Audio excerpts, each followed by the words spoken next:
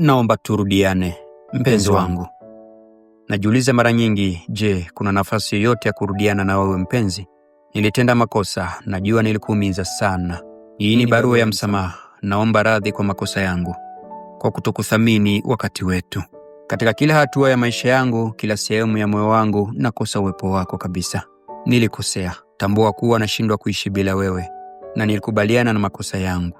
Naomba msamaha kutoka undani wa moyo wako. Upendo wetu ulikuwa wa kipekee, lakini nilivuruga kila kitu kwa sababu ya upumbavu wangu. Nilijua, lakini nilijifanya kwa kutokujua. Kwa hili naomba radhi kwa kila kitakachotokea.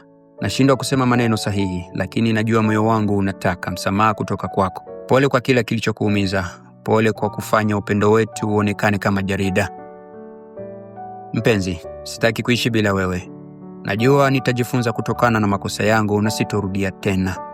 Natamani kurudisha tena zile siku nzuri, zile ambazo tulicheka pamoja, tulitembea pamoja na tulijivunia kuwa na upendo wa kweli. Ninaomba nafasi ya pili, hata kama ni ndogo. Lakini naahidi kwamba nitajitahidi kuonyesha kuwa upendo wangu kwako ni wa kweli.